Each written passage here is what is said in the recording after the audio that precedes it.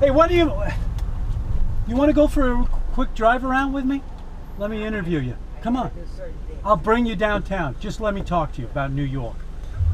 Come on, get in, real quick. Come on. All right. There we go. What do you want to know? How you been, John? I've been fine. All right, let me turn this on. I've been fine. Let me get this on. Yeah, turn that on there. So, how's my favorite New Yorker? Your favorite New Yorker? That lives here. Quite happy. You are you? I'm born and raised in the Bronx. About 15 minutes from Yankee Stadium. Do you go back often? No, the last time was 10 years ago. Oh, really? Yeah, basically all our family members live in Jersey. They did. Why did they leave the Bronx? Simply because they got married and they wanted houses. They did. They wanted the suburb lifestyle. See, Don't you miss the city, though? God, it's just so exciting. People ask, where do you want to go? I always say there's only one place. I live here and I would like to go back to New York. The ideal situation is to have a small little apartment where you could drop your hat. Yeah. If it was a little easier to go to New York, like, an hour and a half with some kind of straight commute, it'd be okay, but It's you and your wife, right? I don't know your wife, do I? Harriet. Now, you'll see her, she used to ride a bike. She's not in the best of... Now, what made you come from New York to Nantucket? Did you like...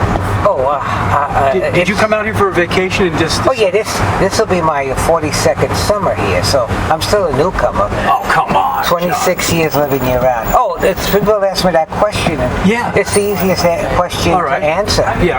Wife. We can go on Cliff Road. The wife said, I'm moving and we can move to Nantucket. Are you coming? I said, let me think about it. I think I'm coming.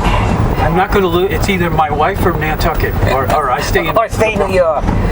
And also New York, I lived in Greenwich Village, which was everything going on. Really? Yeah, right in the heart. What years did you live in Greenwich Village? 76 to 93. Wow. I lived right in the center of Greenwich Village, right on 6th Avenue. I looked out our window and we could see the world. What was life? Towers. What were you doing then? I mean, at that time I was working in a health club. I used to do massages. Oh, you did? Do you do that? Do you work now? I did. I stopped it. Did you work when you came here? Did you feel like you had to? I did a few, but it was mostly outposts. But I put in 15 good, solid years. It was two of us that got the Inky Mirror out every week. Oh, that's right. Yeah, Chuck and myself. Chuck was printing, and I was the assistant. And I don't think we ever missed an issue. Hell or high water, that newspaper was out there at 7 o'clock in the morning. Yeah, I remember seeing you then. Yeah. Yeah, a lot of people would not recognize me on my days off because I looked clean and neat. When I worked over there, I had dirt and ink. So, I didn't recognize. I said, let me put some ink on my face. But yeah, right. I was there also, the critical years. There was change and all that, but as I told you mean when they decided to print off? No, that took a while. That finally happened in our last 2 years. But, okay. But during the summer, people forget that the Inky during the summer had an A section, a B section, a C section, a D section, an E section, a 72-page real estate section, inserts. It was as thick as the Bible, Gutenberg Bible. Yeah, right. How many years did you work for them? I worked almost 15 and a half years to the day. Wow. To the day. Yeah. Our last issue printed on the... Do you miss the business of the newspaper I miss the interaction. Yeah. I also miss the ability to know what's going on the other side of town. I'm a townie. You are, aren't you? My life is in town. You live on Gardner Street? I live off of New Lane, up by the cemetery. Oh, you do? See? I see you walking all the time, but I didn't know where you lived. Yeah. Right up by the little All right, so you're a townie. I'm a townie, and when I worked down there, I lived over on the other side of town, interacting and going to all the places that the locals go out there, and the dump, and the express company. Do you drive? I have a license for ID purpose. I do not drive. I never see you drive. No. Yeah, I lived in New York, and I never had a license. And I tell people, I never drove in a car with a contemporary of mine who had a license. That means anyone that went to grammar school, high school, or college. None of my friends ever drove. Yeah, right. You didn't need one. We didn't need. They got licenses when they graduated from college or got back from the service or started raising a family. Right. But what do you want a car when you get on the subway and you could be in any part of the city within half an hour? Do you work now? No. I put in some time during the summer directing people. As I get an opportunity to tell the people where to go during the summer. I direct them which buses to take at the MTA office. Oh, you do? So you volunteer now? No, it's a paid job. Oh, it is a paid job. It's a limited, but it gives me an opportunity. I see who's here, who's not here, who came back, who didn't come back, who's working for whom, the economic situation, reflection in the staffing. Sure. It's been a massive change in the last 2 years. When I first started, there were literally people from all around the world coming here.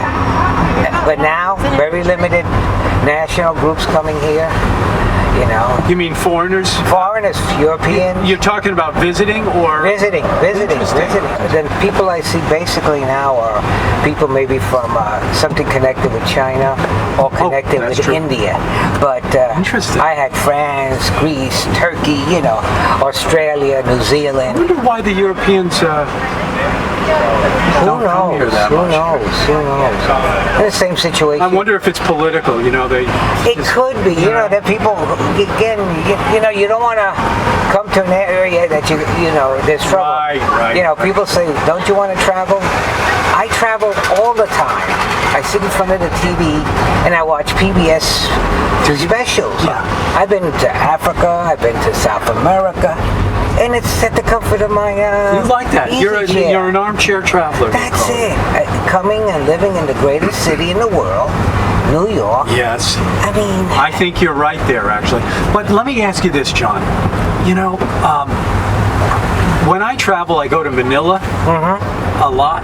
And you know why I like Manila? Because it reminds me of New York in the 70s. Well, not the crime. It doesn't have the crime, but it looks like that. New York today, it's just all too fixed up or something. It is. It's overdone. It's gentrified beyond it.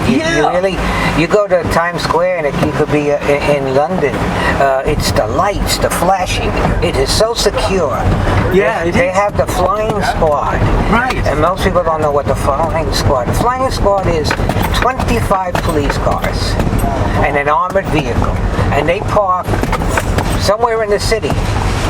People don't know exactly what they park, and in a matter of minutes, if an emergency comes in, they're there. Right. They're there. And we had at one time, policemen with their assault weapons and their vests in the streets. New York is a great city. People knock it, but I think, if you have to choose a city, if you can afford anything you want. Right, I know. You remember Nantucket when it was full of characters. Oh, yeah. And it had some grit. There was some grit in the old timers. People say, "Oh, what's the name is here?" Yes. What's the name is coming on? Have you seen those old timers? The old timers with the penny loafers, no socks, and then the Nantucket faded red. Right. And they'd sit down on a bench with you. Or else, everyone would gravitate towards them. Sure. I'm an old timer now. You really are, John. Me too, though. Yeah. We're both old timers. I've been here 30 years, over 30 years. Yeah, I say we're here now. We're into our 26th full year. Wow. Well, that's the same in Manhattan where I live. It's gentrified beyond belief,